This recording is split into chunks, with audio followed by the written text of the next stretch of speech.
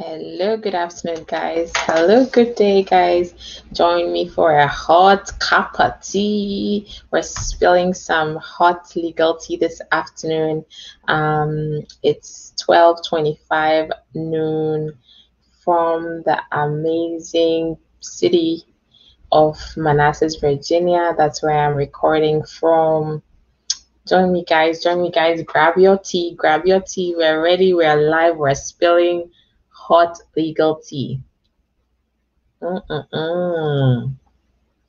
Creamy, delicious, and as always, it's legal. Welcome, guys, to my live video. Today I have some I just get so excited, but I need to, because we have to be, as I say, cautiously optimistic. I have some nice news to share, but we still have to wait to see what the outcome of everything will be. Welcome, guys. Drop me a comment, show me some virtual love. Let me know where you guys are watching from, where you're linking up from, and how it's going there. So today we have things to talk about. Let's jump to it. So last week was a busy week on Capitol Hill. And Capitol Hill is where, Congress meets to make laws for the U.S. Remember that Article 1 of the U.S. Constitution gives Congress the mandate to make federal laws. So Congress has the power to make laws for the United States. They are known as the legislature, okay, the legislative arm of government. So that's where laws originate from. So last week we had Congress voting on the American Promise Act, and then the American Promise Act, and then the Dream Act. They voted on that. The House, Congress is divided into two, the House and the Senate. The House voted on these two bills and they were passed. So we're waiting on Senate for that. But in the meantime, last week Wednesday, something quite exciting happened. As you all know, January 2021, President Joe Biden introduced the U.S. Citizenship Act that is planning on reforming, the U.S. immigration system. And it's very interesting to note that actually President Trump, between 2017, ex-President Trump, between 2017 and 2020, he implemented over 1,000 policy changes to the U.S. immigration system. Can you imagine that? I mean, guys, over 1,000, that is like a policy change almost every day. It was just overwhelming for anybody to keep up with. I mean, immigrants were just, they were very disturbed. And attorneys and lawyers were, you were planning on one thing, you were filing a process, and then the next day, everything had changed. There was a new law, a new policy, a new executive order, and you had to undo or redo or, attempt to do what you had to do. So it was a big mess. All right, guys, so that's where we're starting from. That there has been a lot of changes already under ex-President Trump. And so President Joe Biden came like, look, everything is dismantled and we feel like we want to build things up. President Joe Biden came up with a U.S. Citizenship Act of 2021. And that was like the candy store for a kid. So immigrants, that was the golden deal for immigrants because it contained all things bright and beautiful. I mean, it contained all the wonderful promises that an immigrant's dream should be made up of.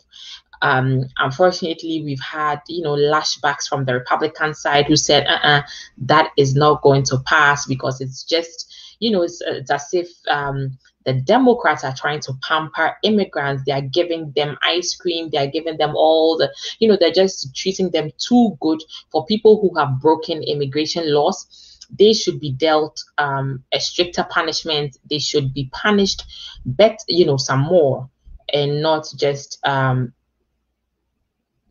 they shouldn't just be handed an easy path to citizenship. So that has been the back and forth argument. So Wednesday, we have one freshman Republican, meaning, you know, she's a new Republican. She was just elected. She's called Maria Salazar, and she is the representative for, she's a Florida Republican representative. She's called Maria. Okay. And Maria came out with the dignity proposal. The dignity proposal has originated from the House, and it's a counter proposal to Joe Biden's U.S. Citizenship Act. And so Maria is saying that, look, we're not, the illegal immigrants are not just made up of Dreamers and DACA and TPS and DED. There are others who don't fall, there are others that are not Dreamers.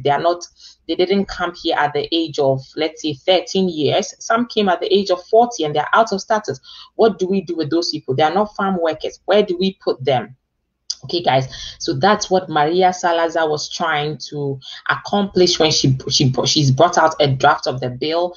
And today we're going to be going into the draft of this bill. It's just a one-page bill, so stick with me. Let's dissect it and let me give you all the legal tea. Let's see here. Hello, Janet Davis. I'm so excited you're watching with us. As usual, you're very welcome. She says, hello, Attorney Ikia. Janet here watching from Maryland. As always, it's a pleasure to have you on here. Janet again says, waiting patiently on the good news. I'm waiting right along with you, Janet. Okay, so let's start. Sorry, how did I go off? Oh, so we have Annie Opokia also who has joined us. Thank you so much, Annie, for joining. Guys, let's start with, the discussion for today. I'm trying to pull up. Okay, I think we're fine. Yes, we have my number there. So let's start spilling all the tea. Just grab your tea. Let's have fun. All right, guys. So let me share my screen with you. Welcome, guys. I will not be reading comments for a while. Let me just dig into the law, and then when I'm done, I will pick questions, and then we can have some comments from you beautiful viewers who have joined. Let me open up my screen. Okay, so there you have it. That is the dignity proposal draft, and it's just a draft. And essentially, as I said, this draft is from the Republican side. We have the U.S. Citizenship Act, which is from the Democrat side, and this is from the Republican side. And as you know, there are 435 representatives in the House, and they would have to vote on this bill. And then the majority vote will carry the day, and then Senate will also have to vote. So let's see what is being proposed right here. So the dignity draft proposal, the major proposition of this draft is border security. So let's talk about some background of border security. So currently, there's a lot of craziness happening at the U.S. border, the Mexico border. I mean, apparently there have been lots of people. There's been a surge. Many people are trying to cross over from Mexico to the U.S. in order to benefit from, what President Joe Biden is doing. Hold on one second. Need to clear this. I'm sorry. Yes, I felt like my camera was a little blurry, but I think it's fine. Let me just give it another wipe down.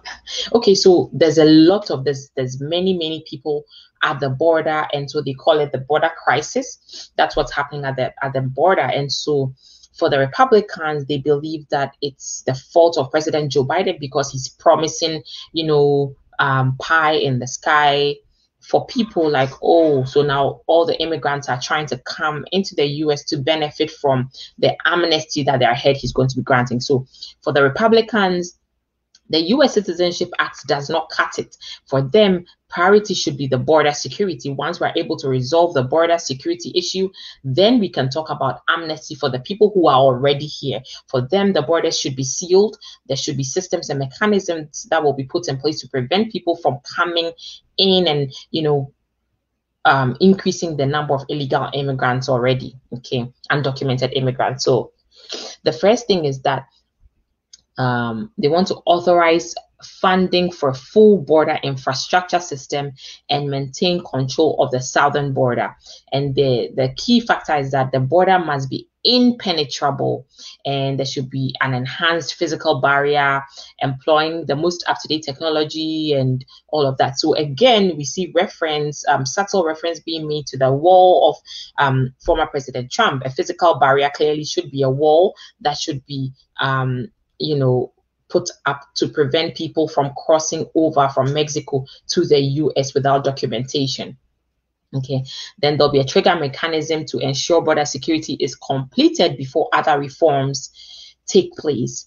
Then there's also asylum reform to prevent the abuse of the system, and while improving processing for those fleeing persecution and violence. Okay, so here too we see that they want to do the asylum reform. What they mean is that a lot of people come here and then they abuse the system and then they claim they are fleeing persecution and all of that. They also want to improve the process where people are not put in danger when they're trying to get asylum. They want to address all those issues. Remember, this is just the draft of the bill. It's a one-pager. We don't have the flesh of the law yet. We don't have the actual text of the law. We just have this skeletal framework that we're going by. This is the only document currently available for the dignity proposal. So that's what we're dissecting legally now. Okay, so they also want to enhance enforcement. The Republicans want to enhance enforcement to ensure criminals are removed immediately. So this is one lesson for all immigrants. Be careful what you do. Be careful where you go. Just be careful, because at this point, it's going to be the survival of the fittest. You must have a clean slate, a clean record, to make sure that whatever will come out of all of this, you are a beneficiary. And so don't worry if you have already issues from the past. Moving forward, just make sure you clean up your act, and then you can benefit from whatever is going to come. So let's jump to that. The first section of the bill, of the draft, it concerns border security. And so that gives us an indication it will concern border security, enforcement, and asylum reform. That's what they're going to be focusing on majorly. However, the U.S. Citizenship Act focuses on a pathway to citizenship for undocumented immigrants. That's what the U.S. Citizenship Act is concerned with. That's President Joe Biden's bill, reform bill. And then let's go to, sure, I think the light is fine. So we go to the next section, which is, well, it looks like this will be a subsection, which will be protection for dreamers. Okay. And the protection for dreamers, as always, there's, a consensus for dreamers. The dreamers are the people that came to the U.S. under the age of 18 years through no fault of theirs. They had undocumented parents who carried them along, and then they fell out of status. And so the dreamers will be provided immediate legal status authorized by Congress. And so they are very sympathetic towards the young ones. There's also pathways to permanent legalization through work, military service, or higher education. So there'll be, legalization for these dreamers through these pathways. Okay. The next thing we're going to be looking at is, guys, this is what people are waiting for, the undocumented immigrants. Let me take a sip of my hot creamy tea and then let's continue. All right, guys, spilling all the hot tea this afternoon. Please make sure you share this video with your family and friends. There are many people that need assistance with this. Let me just scroll up right here. We're done here. And let's open this up better, because we're going to be looking into this very critically. Okay, there you have it. So according to Maria Salazar, who I said is the representative, the Republican, Florida Republican representative, she's the one that proposed the dignity, who brought out the dignity proposal or the dignity program. For her, this is a practical solution for the undocumented. As I said, she as well as other Republicans think that President Joe Biden was too liberal, he was too kind. It's like he's pampering the undocumented, and he's rather rewarding them for breaking the laws or violating U.S. immigration laws. So for her, this is a very practical solution, not President Joe Biden's solution, which is like a theoretical solution. So there's going to be a dignity program that will be valid for 10 years. And so the first thing is that this dignity program, they're going to provide work visas for undocumented. And so if you are undocumented or you're out of status or you don't have papers, you're going to be granted a work visa. And this will be granted to everybody who complies with federal and state laws. You'll have to, number one, pass a criminal background check. Number two, you need to pay back taxes. And then number three, you need to start paying income taxes. And number four condition is that you need to remain employed. So this work visa will, this dignity program, that 10-year dignity program, it will be valid for 10 years. You will be in this status as long as you remain employed. Okay, so one of the conditions is that you have to be employed. They're not going to give anybody a free ride. The second thing is that you must pay a fine and make an initial contribution to the American Small Business Fund. Okay, so let's talk about the policy, the reasoning behind this. What they are trying to do is that they're saying that, look, we're not going to grant you guys, undocumented people, amnesty, like, oh yeah, it's a free party, you broke the laws and we're singing kumbaya, we're carrying you on our backs and we're hailing you. No.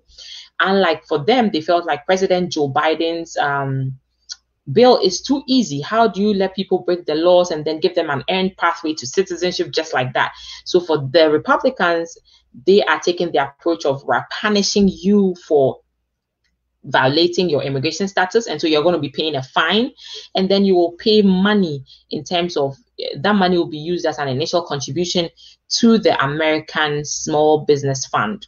Okay, then the next thing is that you have to note that this dignity program, which will be for 10 years, it does not provide permanent legal status. It's only a temporary status as long as the conditions are being met. What are the conditions? I read them to you. We discussed them. We talked about you have to pay back taxes, you have to remain employed, you have to pass background checks. So it's all a conditional status.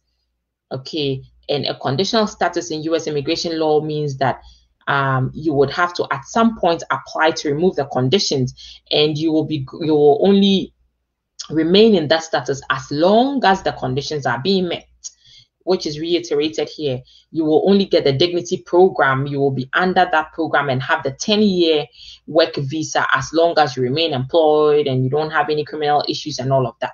So that's it. The next thing is that individuals here under the undocumented people who are going to be given the dignity, who will be benefiting from this dignity 10-year program, they will not have access to federal means tested benefits or entitlement. So they will be net contributors to tax revenue and U.S. economy. So you're not going to be getting, let's say, WAKE or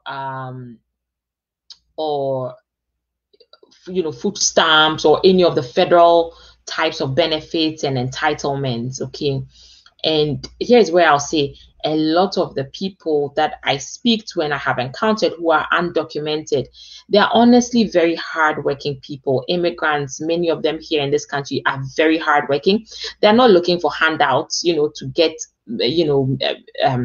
all these benefits and entitlements. Some of them have been forced to go take some of these benefits and entitlements because they are not able to get jobs due to their status.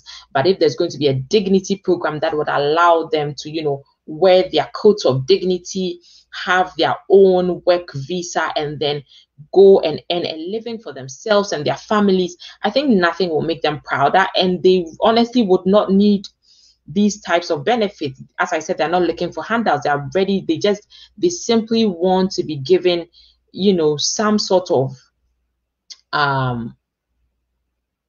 legalization to be able to go about their normal duties like everyday people. So I think that this should not be an issue for many of the immigrants who are very hardworking. They don't need benefits or entitlements. They are willing to work hard for what they will be given. Okay, so the next thing under the dignity program, which is going to be a 10-year program for undocumented people, is that the successful completion will provide an indefinitely renewable 5-year visa to maintain a work permit and legal status. So what this simply means is that after the 10-year dignity program, you've gone through this 10-year dignity program, you have to successfully complete the dignity program, meaning that you have to make sure you have paid your taxes and all of your back taxes and all of that. You're going to get a 5-year visa. You can renew it indefinitely. So when it expires after 5 years, you renew. When it expires after 5 years, you renew. There's no, for some of the things, some visas are renewable maybe once after the visa expires, and you renew it once. That's the end of that visa. But this dignity program will be indefinitely renewable, and so you can renew after 5 years comes. You renew and renew and renew. There's no limit to the amount of times or the number of times that you can actually renew this work permit and legal status. And so essentially, remember, this is going to be a legal status. It's known as the dignity program. This is what is being proposed by the Republican side of the House of Representatives. Okay, so let's move on. After you complete the 10-year dignity program, we're going to be moving on to a redemption program that will be for 5 years. So after 10 years, you have another 5-year period. And this program, as they're saying, is optional. You must definitely complete the 10-year dignity program. And so the 10-year dignity program is a prerequisite towards getting to the redemption program. And it's at this point that you can start to redeem yourself. So participants of the dignity program who are currently undergoing the redemption program can earn permanent resident status. So it's at this point that you can get your green card, and you must learn English and the U.S. civics, just like when you're becoming a citizen currently. And then you must also contribute to your local community, either through volunteer work or through contributions, again, into the American Small Business Fund. So it looks like the mindset of the Republicans is to make sure they are punishing immigrants who are undocumented, and they are making sure that they're going to pay what they owe. It looks like, look, you guys, they feel like, look, undocumented immigrants have been here, they have not paid anything, so they're going to be making sure you're paying fines, you're contributing to the American economy, and then you earn your way back to a green card. Okay, then it says that this program would open up eligibility for existing pathways to citizenship, but it would not be a special pathway. Individuals applying would go to the back of the line. Okay, so unlike the U.S. Citizenship Act by Joe Biden, which says that, you can apply for a lawful prospective immigrant status, and that will be for 5 years. After 5 years, apply for a green card. That will be for 3 years. After 3 years, apply for your citizenship. That's an 8-year pathway to citizenship. For them, it looks like that, of course, the U.S. Citizenship Act will have a special pathway to citizenship. But here they're saying that you are going to individuals who apply through the dignity program for 10 years and go on to do the redemption for 5 years. They would have to go to the back of the line because they're going to probably open up eligibility for citizenship. Okay. So what it means is that they're going to probably make sure that there's going to be a preference category or a priority ranking system where people who are applying for citizenship who were never undocumented will probably be ahead of the line and would always be placed top of the top of the crop. And then if your application for citizenship is through the Dignity 10-year program and then the 5-year redemption program, you are going to be placed at the bottom rank or at the back of the line. Okay, guys, remember, again, this is just the draft. We don't have the full text of the law, but the draft is the skeletal framework that gives us, sort of the roadmap to where we are headed. The next thing we're going to be discussing is that I think we're almost at the end. I think this may be the last portion. Okay, so the guest worker reform. They want to also reform. There's the guest worker visa. The H-2A will create a new agricultural worker visa program for current agricultural workers, reforms and modernizes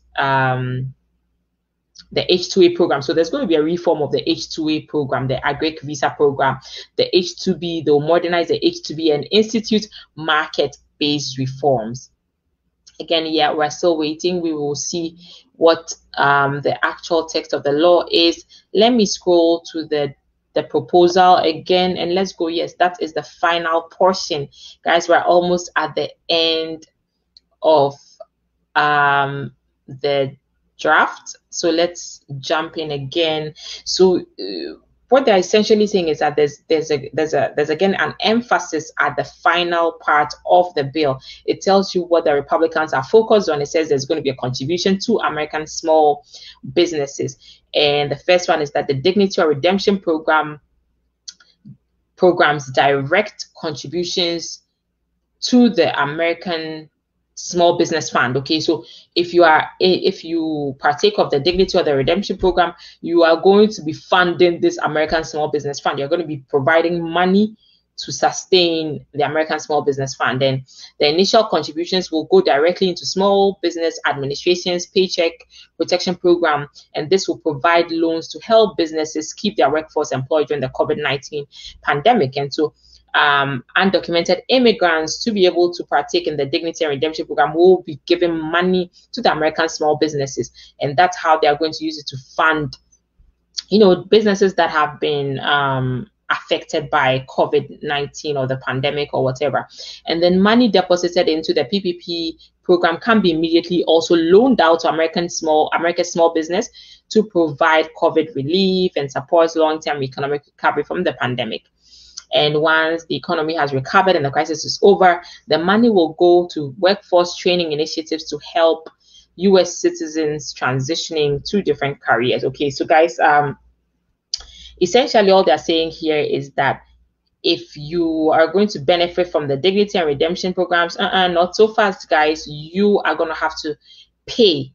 You are going to have to redeem yourself. You're going to be having to make payments and fines to something known as American Small Businesses.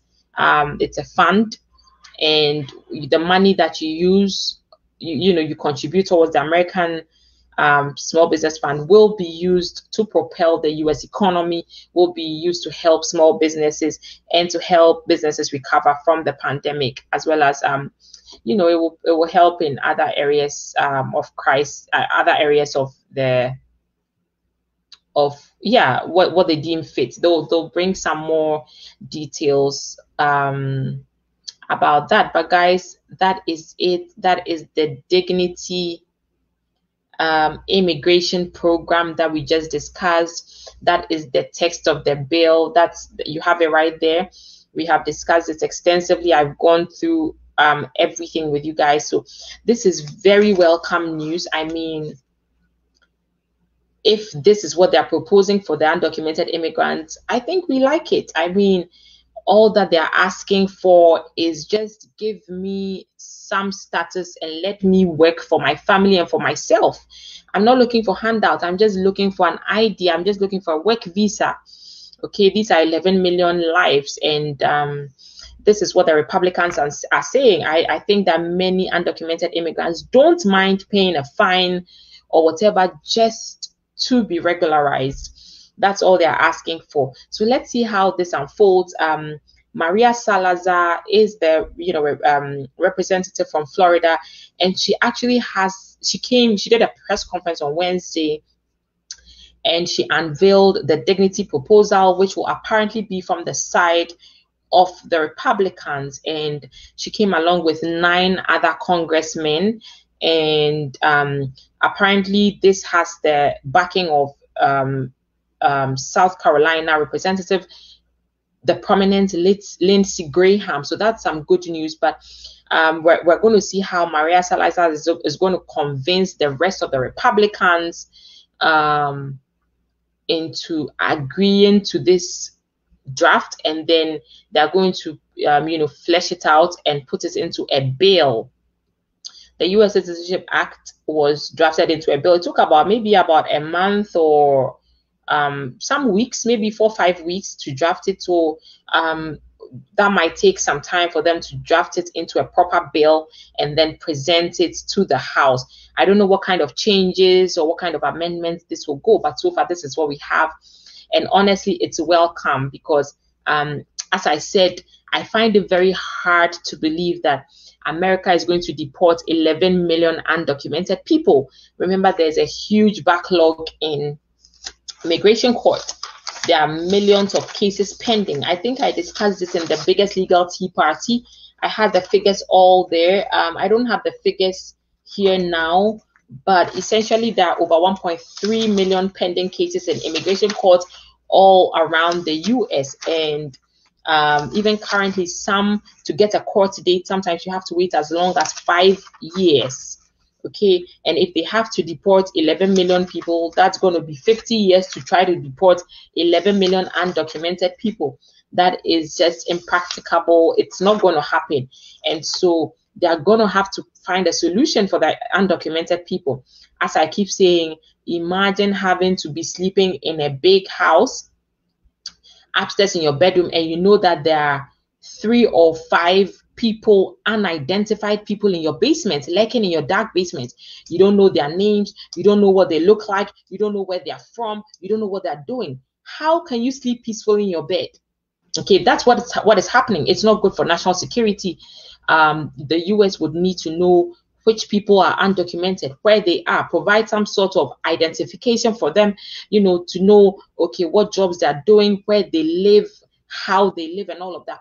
It's in America's own interest to do this, for not only for the undocumented people, but for the benefit of the population of Americans, who are over 139 million people. It's for the benefit of all these people, for us to know who is in the system, where they are from, and what they are doing.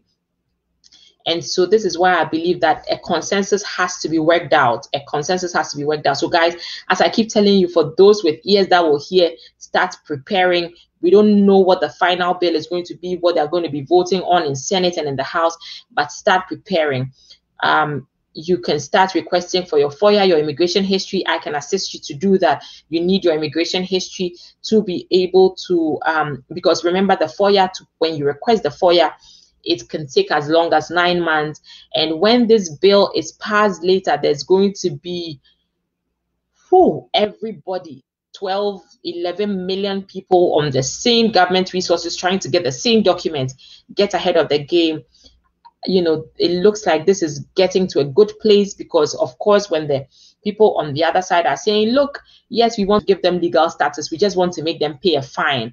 Hey, that's welcome. We're willing to pay a fine for our freedom. We're living in the shadows of fear. We can't even go out with our family because we're afraid they're going to ask us, where's your ID? And daddy is undocumented. It's embarrassing. It's scary for families.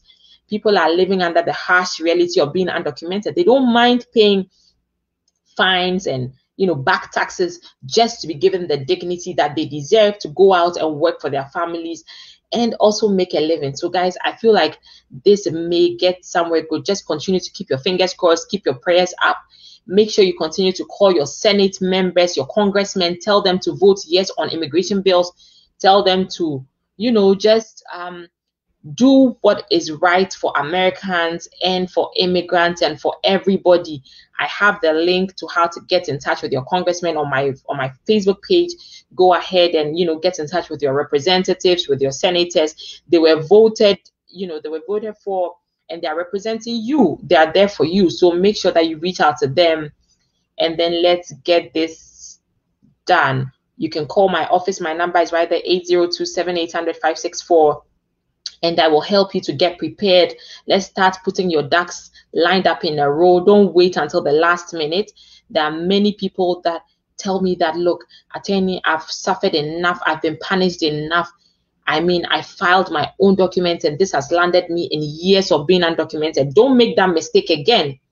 Now you realize the importance of an attorney, having an attorney on your side. And remember, if you mess this one too up, I don't think there's going to be another amnesty program. So, I mean, guys, this is your chance. Make sure you consult with the right attorney who will help you specifically get prepared, depending on what your immigration history has been, and then you can get the right advice for your situation. So, guys, this is what I wanted to tell you. The Dignity program is you know, the draft has been released, and so where I'm keeping, you know, I'm keeping a close eye on what is happening on Capitol Hill for the benefit of my clients and for all of you, all of your benefits. Okay, so I'm going to be bringing you the legality and the scoop on what to do, how to do it, how to get ready. So just make sure that you do what is expected of you for yourself. Let's read some comments now. We have Ras Ewuku. Hello, Ras. Where are you watching from? Hello, Mr. Francis Garbin. You're so very welcome. Ras, you're also welcome. Wow. Mr. Francis Garbin says, wow. Yep. Okay. Thank you. Thank you. Thank you. And then Capito says, when does it start? When does what exactly start? You mean the program? As I said now, you know, these are all things that are being discussed in the House. So far, the House of Representatives. So it hasn't been passed into a law. These are proposals, but you have to start getting ready. You know, individuals who know that they are undocumented, they have to start getting ready. This is a time that you need to consult with an effective attorney, and then you start getting ready on how you can start preparing. Let them finish with their gymnastics on Capitol Hill, in Congress and in Senate, and then let's also get ready to face them when this is out. Okay, guys. Moba Kohli says, hey, hello, Moba. Can I refill for the same person after canceling? Can I refile for the same person after canceling? I'm not sure what is happening. Did you withdraw a petition? Did you give a reason for the withdrawal? I would need to understand this some more before I can advise you. Make sure you call my office line, 802-7800-564. Let me understand what's going on before I can give you effective legal advice. Without that, I will not be able to give you legal advice in vacuum, guys. Mr. Francis Garbin says, very, very educative. Thank you so much for joining, Mr. Francis Garbin. I appreciate your very kind words. All right, guys, that's my number, 802-7800-564. Get in touch if you need special attorney time for your case. Let me critically examine what's happening with you and then give you the assistance that you deserve. As always, I'm here, I'm watching, I'm waiting, I'm reading, I'm analyzing, and I'm working all for you and for the benefits of immigrants right here in the US. Thank you so much, guys, for joining me. And it's been such an exciting legal tea party. I've enjoyed spilling the tea and bringing you all the legal scoop. And so until we meet again, I hope that you guys will stay safe, stay warm, be good, spread some love, and yeah, wear your masks. All right, guys, take care. Oh, let me read a couple more comments. Frederick says, good job, madam. Frederick, thank you so much. You were late, right? Okay, no problem. I hope you benefited. Just go back and rewatch the video if you missed anything. Nana Kwekudia says, applicants of CSS, can they reapply? Nana Kweku, this is the second time you're asking me this question. I'm not sure what exactly your situation is. Please book a consultation with me and let's talk, okay? And let me understand what's going on specifically with you, and then I can assist you. Nana Kwekudia says, good job. Thank you so much, Nana. I appreciate it. All right, guys. So this is my actual final goodbye. Take care and be safe. Bye-bye.